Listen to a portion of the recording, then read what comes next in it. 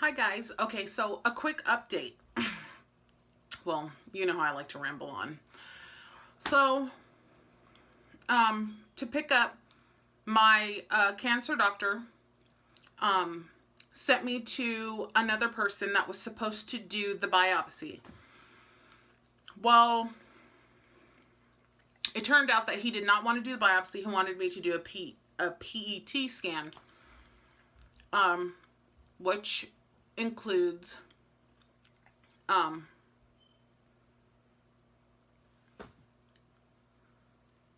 making me radioactive, I should say. So as I wanted to fight it a little bit and be like, that's not needed. Just do the biopsy, because that is eventually what it's going to come down to. So I was like, you know what? I've already come this far. I'm letting them just let him do it. So I agreed and I let him do the appointment, and I went in on Monday of this week. And as I'm sitting there, the guy is explaining everything to me, what's going to happen and stuff like that. And he's like, once I inject you with this radiation, I have to leave the room. He's like, you have to be contained in this room for about an hour until your levels come down, because you are what we would consider hot, because we are injecting you with this radiation and nobody can be around you. And if you have a reaction or something happens, there's a camera watching you and we can see you through the video. So I'm like, okay, that's totally fine. And he's like, and we'll be in here within,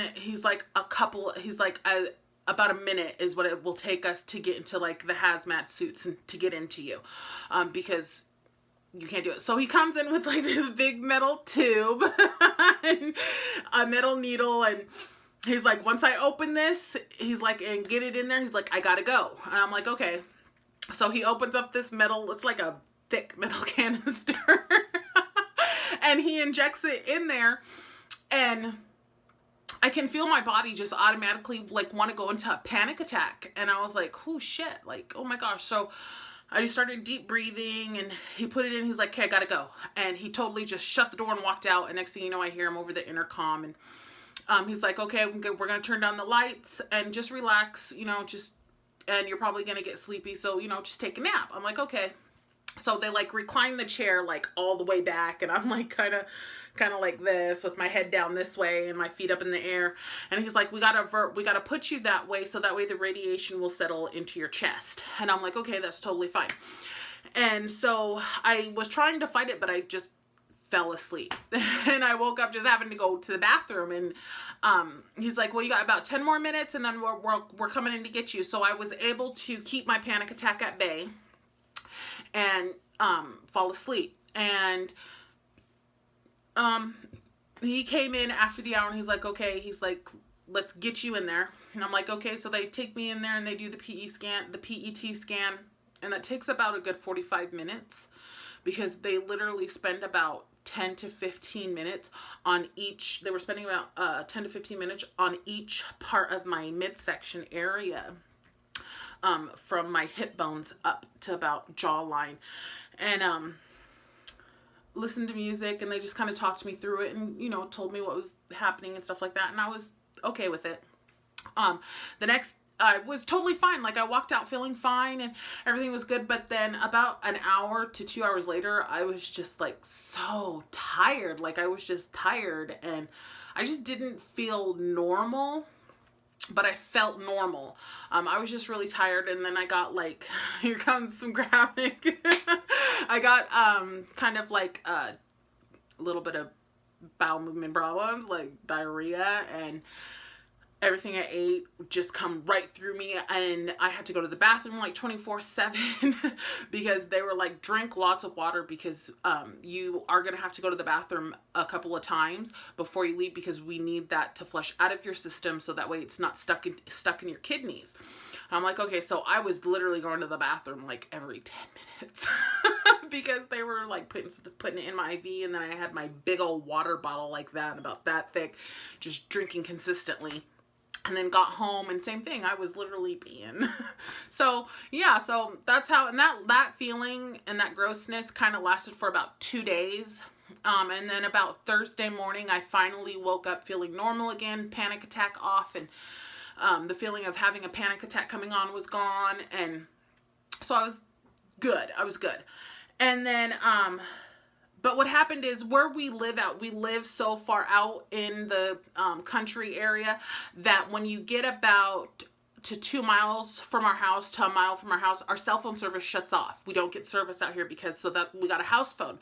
Well, I told them that. Well, they ended up, the doctor ended up calling my cell phone and saying, I got your results. I really need you to call me so we can go over this and we need to take the next step. Now, when a doctor calls you and not an actual nurse, you're like, oh shit, like, damn. So of course I was like, oh my gosh. And I didn't get that message until Thursday, until I left the house and got into town. And my cell phone service came back on, into a good range. And so I didn't get it until like 2 days later. Well, I'm like, okay, well, crud. Like, why is he calling me and not like one of the nurses, like saying, okay, everything must be, not so good news. So I go and I do my volunteering and I call and I'm like, I'm calling, is he in there? Like, he's not here right now. You got to call back when he's here. And I'm like, okay, well, can you give me the results? And she's like, oh no, I can't. She's like, you need to talk to the doctor. And I'm like, well, why can't you just tell me? And she's like, she's like, I can't. She's like, you got to talk to the doctor. So I was like, okay. And she's like, but I'll let him know that you called because he is waiting for your call, but he doesn't come back in until tomorrow. And I'm like, phew. So today, I take today off, which is Friday. And I'm like, okay, he's going to call me today and we're going to get over this. And I didn't want to go volunteer and then I hear something horrible and then I just break out crying while I'm there. And I'm like, no. So I was like, I'm going to stay home. I'm going to clean. I'm going to focus. I'm going to, just stay focused and wait for him to call. So no phone call by like 10. So I'm like, you know what? So I call. Well, he was with a patient. So I was like, okay. They're like, we'll have him call you. He didn't call until like 3 or 4 o'clock. And I called and then he finally answered. And I was like, come on. And so he finally tells me, he's like, well, we got to get you in ASAP to do a biopsy. He's like, we got to get you in. And I'm like, so is it cancer? I'm like, is it the lymphoma or the sarcoidosis? And he's like, here's the thing. He's like, that radiation blew it up.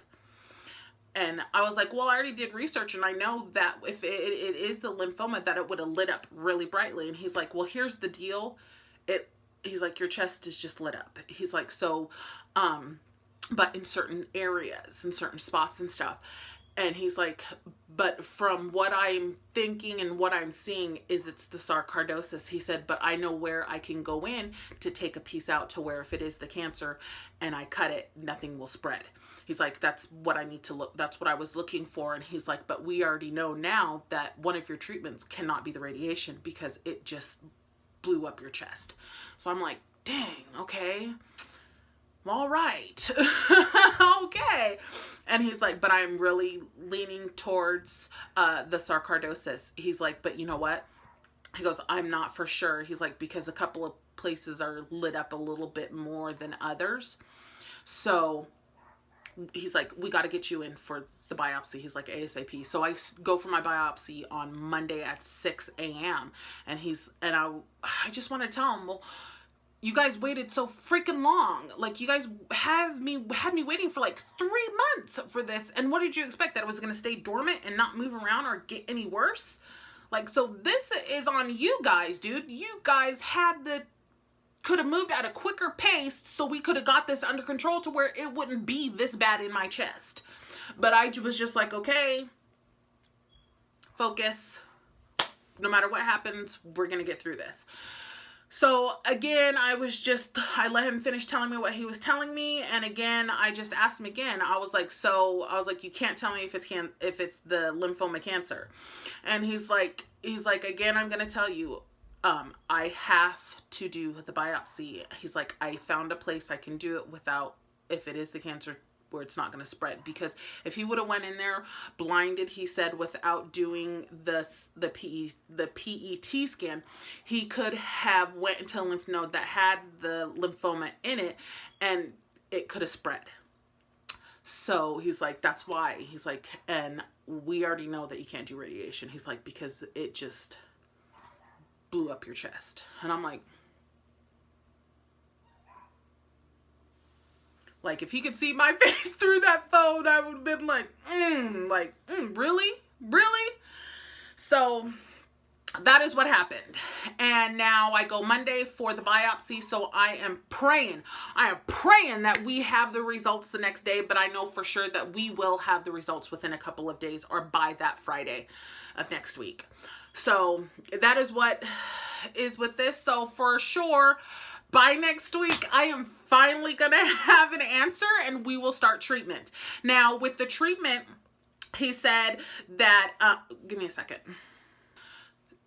Sorry about that. So with the treatment, he said, now, if it comes to be the lymphoma, this is going to tell us which lymphoma you have, what stage you're at, and what treatment you can do.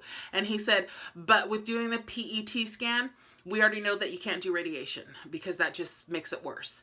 So I'm like, okay, you know, and he's like, and it's the beginning stages. And he goes, if I'm looking at it and it does come to be the lymphoma, he's like, and I'm looking at it, your scan, it is the beginning stages. It's just the beginning and you're good. He's like, you can beat it. It's good to go.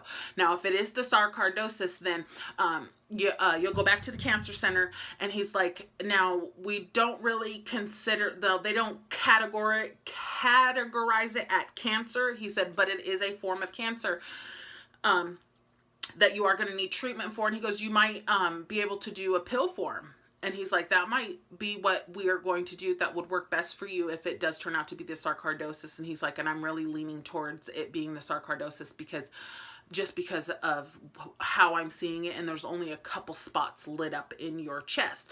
So I think he was just trying to be nice and calm my nerves. But from what I got and from after I researched it, and I know we shouldn't, but I did. When it lights up like that, how he's saying it lit up my chest, that's a sign of cancer. So, but like he said, sarcoidosis, they don't categorize as a form of cancer, but it is like a cancer. He's like, it is like a cancer. He's like, because you still have to do a couple of treatments and you might be able to do the pill form. So that's what he was telling me. And I was like, okay, that's totally fine. I'm cool with that. And he's like, and you might not even need any treatment at all. He's like, you are doing so great on your diet. And he's like, you are out of the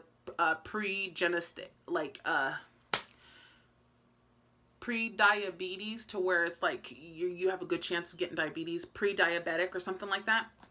You're out of that range. He's like, keep doing the diet you're doing, keep working out. And he's like, actually, you have lost like 8 pounds since the last time we have seen each other. And he's like, and that was less than a month ago. And I'm like, yeah, I am almost below 300 pounds.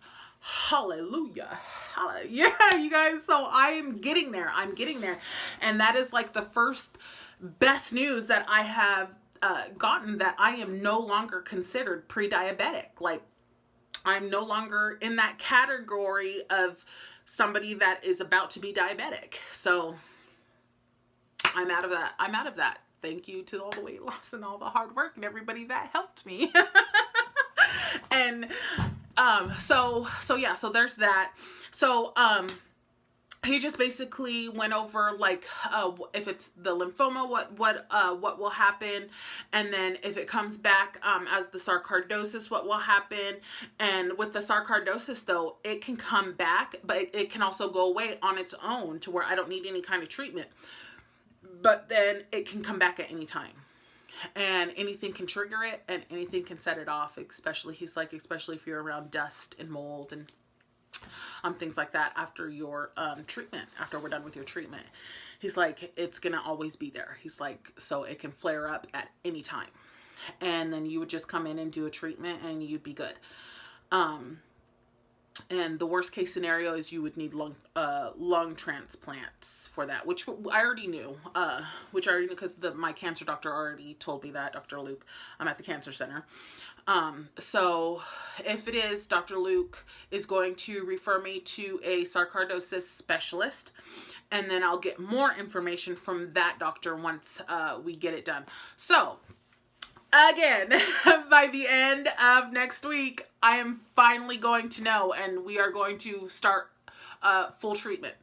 Now, either way it goes too, I am going to lose hair. So if I start like losing a lot of hair, like in patches, I am going to shave my head, because I just like, I'm going to end up wearing like those things anyway. So,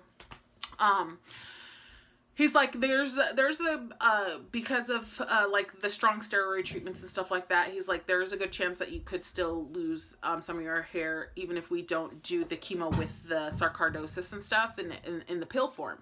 So you're still going to lose some patches and stuff, and you'll have some bald spots, but he's like, you could totally cover that up. And I'm just like, if it comes down to it, I'm just going to shave it because it's all going to fall off anyways. And then, of course, you already know with the lymphoma, you got to go through whatever treatment that they're going to send me through, because I know I can't do radiation now. So I'm like, all right. So a friend that had breast cancer, she told me that they actually have a place that does wigs there. And so I'm like, should I really do a wig? I can just throw on one of those little things and I'll be good to go and stuff. But so I decided that after maybe about like the second or third treatment, when I start noticing it, I'm just gonna shave it all off. And then when I'm done, I will grow back some luxurious locks. I will grow back nice and thick and luxurious, because this part is finally starting to grow out here, because I started thinning every time after I have a baby, I like thin out right there. But it's finally growing back. So that's why I have these little hairs right here, like, So, but yeah, so that is my update for that. Oh, and then I'm gonna make it, you guys will be seeing some videos coming up, because we got a new chicken breed in to join the family, so you guys will see that next too. But yeah, so that is my update, and then I will update you guys hopefully by the end of next week with the results, the treatment route we're taking, and what is going to happen next. And I hope you guys are doing great, and see you guys soon.